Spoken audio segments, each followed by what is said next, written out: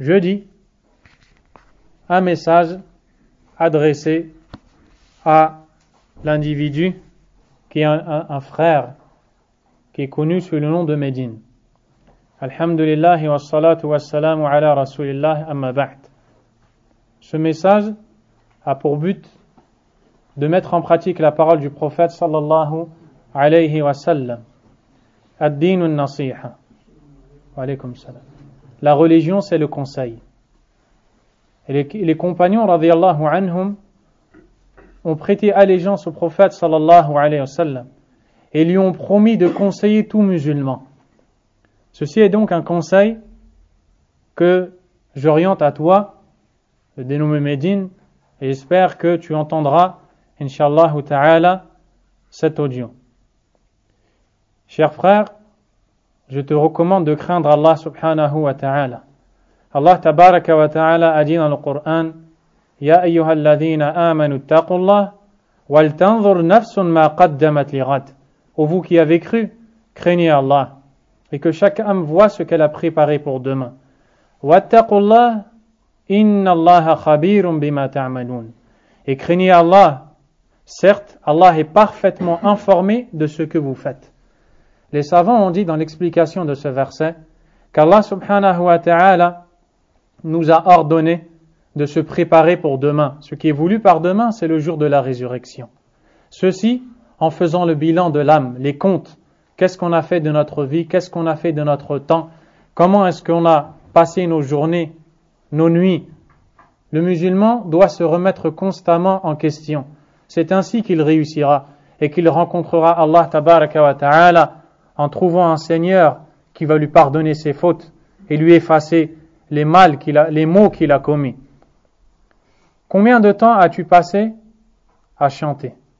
Combien de temps as-tu passé à inciter les gens à danser en face de toi, que ce soit avec les clips, avec les concerts ou autres?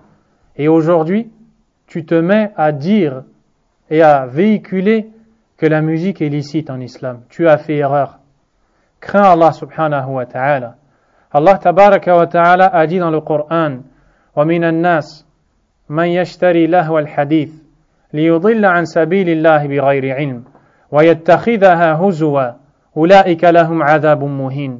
Il y a parmi des gens, certains qui achètent des discours plaisants pour égarer les gens du chemin d'Allah sans s'en rendre compte, sans connaissance, et pour prendre en moquerie le chemin d'Allah. Ceux-là auront un châtiment avilissant. Médine, veux-tu venir à Allah tabaraka wa ta'ala demain avec des centaines de jeunes qui peut-être voulaient se repentir, mais qui à cause de toi vont continuer à écouter puisqu'ils t'ont vu dire aux gens que la musique est licite? Que vas-tu dire lorsque tous ces gens vont venir à Allah et diront, oh Allah, il y avait un jour où je voulais me repentir, je voulais te demander pardon et j'étais sincère, mais j'ai regardé une vidéo dans laquelle j'ai vu Médine accompagné d'un individu qui se prétend connaisseur de la religion argumenter pour dire que la musique est licite et donc à cause d'eux je n'ai pas délaissé ce que je voulais délaisser. Que vas-tu dire lorsque tu seras tout seul et que l'individu assis en face de toi dans cette vidéo ne te sera d'aucune utilité? Combien de temps tu as passé? Qu'est-ce que tu as appris de la religion d'Allah tabaraka wa ta'ala? Qu'est-ce que tu connais du sens du Coran? Que connais-tu de la croyance et des fondements de l'islam? Que connais-tu de la sunna de ton prophète sallallahu alayhi wa sallam? Ne vois-tu pas que c'est ce temps que tu as perdu qui est la cause de l'ignorance que tu as aujourd'hui? Lorsque tu dis méfions-nous de ce que nous pensons connaître, est-ce que tu te méfies maintenant de ce que tu croyais connaître? Crains Allah tabaraka wa ta'ala. Il existe un jour qui s'appelle le jour de la résurrection. Ce jour-là, les gens viendront nus, dévêtus et incirconcis. Ils n'auront même pas de sandales, ils seront pieds nus. Et alors, la seule chose qui sera utile pour ces gens-là sera leurs bonnes actions. Pourquoi n'as-tu pas appelé les gens à Allah Azza wa Jal selon le minimum que tu as, au lieu d'appeler les gens à la désobéissance? Le verset que tu as entendu a été expliqué par le savant la montagne de l'islam, Abdullah ibn Mas'ud, le compagnon du prophète Mohammed, sallallahu alayhi wa sallam, qui a été éduqué par Mohammed, il l'a vu directement, sallallahu alayhi wa sallam.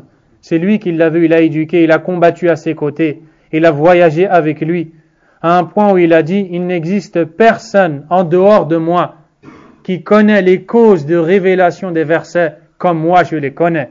Et par Allah, si j'apprends qu'il existe quelqu'un qui connaît des choses que moi je ne connais pas, je voyagerai vers lui.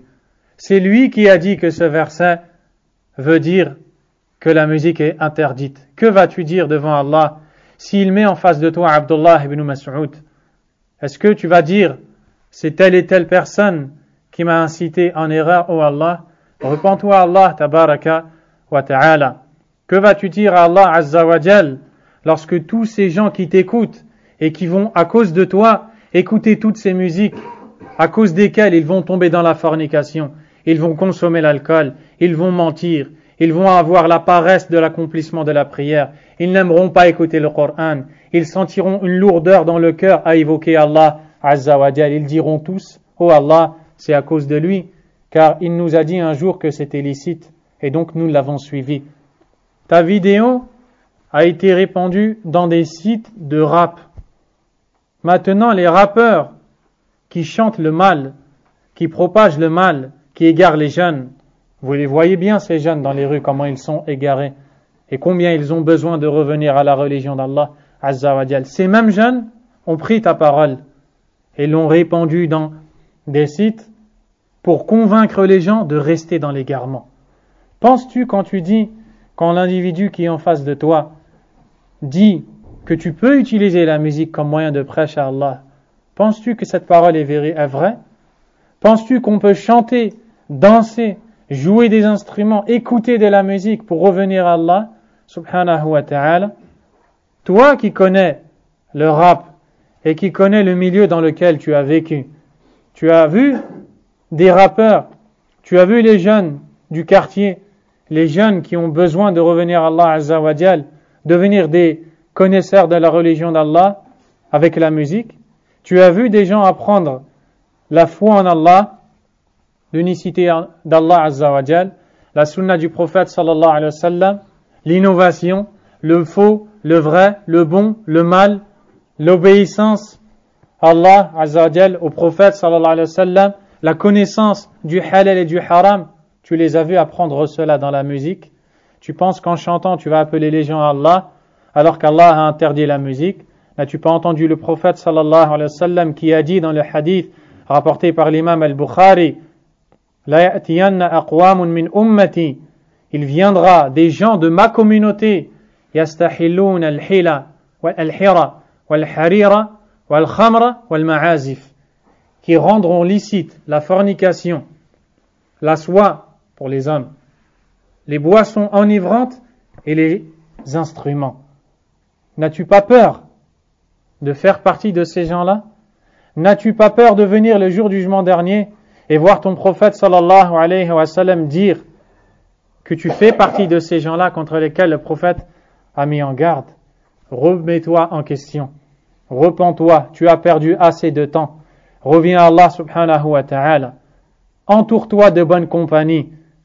Ne crois pas que les gens qui sont autour de toi sont bons parce que ils ne te blâment pas. Sache que dans cette vie, le véritable ami est celui qui te montre tes défauts, celui qui sait que tu es dans l'erreur, mais te laisse persister dans l'erreur parce qu'il a peur de te perdre, ne t'aime pas en réalité. Ce n'est pas une amitié. Wallahi, alaykum salam. Ce n'est pas une véritable amitié. Tu sais que ton frère est dans le péché, est dans l'erreur, et tu ne lui dis pas parce que tu as peur que si tu lui fais la remarque, il te quitte. Non, fais-lui la remarque, et s'il veut te quitter, laisse-le quitter. Parce que ce que tu veux, c'est la satisfaction d'Allah subhanahu wa ta'ala. Ne pense pas que ces gens qui sont autour de toi veulent du bien pour toi. Ne le crois pas. Reviens à Allah tabaraka wa ta'ala, remets-toi en question, relis ce verset, réécoute les paroles des savants. Tu verras très clairement que ceci est illicite et que ceci a été rendu interdit par Allah azza wa jal. Allah tabaraka wa ta'ala a dit Ya ayyuhalladhina amanu qu anfusakum wa ahlikum nara. Ô vous qui avez cru, préservez vos personnes et les vôtres, les gens de vos familles, d'un feu waquduha an-nas wal hijara, dont le combustible sera les gens et les pierres. C'est-à-dire que le feu, il va être attisé, pas avec du charbon, avec des hommes et des pierres. N'as-tu pas peur qu'à cause de tes actes, certains parmi les gens deviennent le combustible de l'enfer parce qu'ils ont désobéi à Allah Azza wa Jal? Crains Allah Tabaraka wa Ta'ala. De manière générale, les musulmans doivent revenir aux sources quand ils étudient leur religion. Les sources sont le Coran, la Sunna, qui sont les deux sources légiférées et révélées par Allah Azza wa Jal. Mais ils ne doivent pas comprendre ces sources à leur manière. Ils doivent revenir à la compréhension des premières générations de cette communauté, qui sont les compagnons, radiyallahu anhum, les tabi'un, la deuxième génération. Ils ont vécu avec les compagnons après la mort du prophète, alayhi salatu wassalam, puis la troisième génération. Puisez votre compréhension des textes de leur lumière et prenez garde à toute chose nouvelle et inventée. Le prophète sallallahu alayhi wa sallam a dit wa iyyakum muhdathatil umur, et prenez garde aux choses nouvelles inventées. Fa inna kulla muhdathatin bid'a, car toute chose inventée est une innovation. Wa kulla bid'atin dalala, et toute innovation est un égarement. Et dans une variante du hadith, wa kulla dalalatin finnar, et chaque égarement mène au feu. Le prophète sallallahu alayhi wa sallam a dit inna minan nasi nasan mafatiha lil khayr maghaliqa lil shar, wa inna minan nasi nasan maghaliqa lil khayr mafatiha lil shar. Subhanallah. Il y a des gens qui sont des clés qui ouvrent la porte du bien et ferment la porte du mal. Il y a des gens qui sont des clés qui ferment la porte du bien et ouvrent la porte du mal. Imagine-toi venir le jour du jugement dernier et tu es une porte, tu es une clé qui a ouvert les portes du mal et fermé les portes du bien. Les gens veulent revenir au Coran et toi tu leur dis écoutez la musique. Les gens veulent délaisser ces choses-là et toi tu leur dis tu peux en faire un métier. Carrément un métier? Où est la pudeur envers Allah? Où est la pudeur envers les noms et les attributs d'Allah tabaraka wa ta'ala? Où est la connaissance d'Allah Azza wa Jal? Un métier? Gagner de l'argent de la désobéissance d'Allah? Gagner de l'argent du chant, de la danse? Des gens qui vont bouger leur tête à droite et à gauche, qui vont bouger leur corps? Gagner de l'argent de ça? Ô combien est amère la cuillère que tu vas avaler avec l'argent que tu as gagné dans ce domaine. Crains Allah tabaraka wa ta'ala. Ne sois pas une porte qui ferme le bien et qui ouvre le mal. Ne sois pas un mauvais conseiller pour les gens. Délaisse tout ça, remets-toi en question et reprends l'apprentissage de ta religion à zéro. Reprends-le au début et tu verras qu'Allah tabaraka wa ta'ala va t'illuminer. Il te guidera, Inch'Allah, et c'est ce que l'on souhaite pour nous-mêmes, ainsi que pour tous les musulmans. Car le but ici n'est que de donner le conseil. Le but n'est pas de dire d'une personne qu'elle fait partie des gens du feu, qu'Allah va la punir. Sinon, pourquoi conseiller? Justement, pour ne pas que cette personne fasse partie des gens du feu. C'est ainsi qu'était le prophète sallallahu alayhi wa sallam. Le vrai amour pour Allah que l'on éprouve pour un frère musulman implique de le conseiller, implique de l'appeler à revenir à Allah subhanahu wa ta'ala. Reviens donc à Allah et repens-toi de ce mal, car wallahi, thumma wallahi, par Allah, ce qui va découler de ce qui est sorti de ta bouche, seul Allah en connaît la gravité, et seul Allah en connaît la grandeur. Et ce qui va en résulter le jour où tu seras ressuscité devant Allah, seul Allah le connaît. Mais si tu te repens, Allah tabaraka wa ta'ala a dit illa man taba wa amana wa amila amalan saliha, sauf ceux qui se repentent, croient et font de bonnes actions, fa ulaika yubaddilu Allahu sayyi'atihim hasanat wa kana Allahu ghafuran rahima. À ceux-là, Allah échangera leurs péchés en bonnes actions et Allah est pardonneur et miséricordieux. Wallahi, c'est ce que nous souhaitons pour nous-mêmes ainsi que pour l'ensemble des musulmans. Nous demandons à Allah tabaraka wa ta'ala de nous guider dans le droit chemin, le chemin du Coran et de la Sunna, de nous donner la compréhension qu'avaient les pieux prédécesseurs des textes, et qu'Allah Azza wa Jal nous fasse entrer au paradis, nous pardonne nos fautes. Wallahu a'lam wa sallallahu wa sallam wa baraka ala nabiyyina Muhammad wa ala alihi wa ashabihi ajma'in. Subhanakallahumma wa bihamdik ashhadu an la ilaha illa ant astaghfiruka wa atubu ilayk.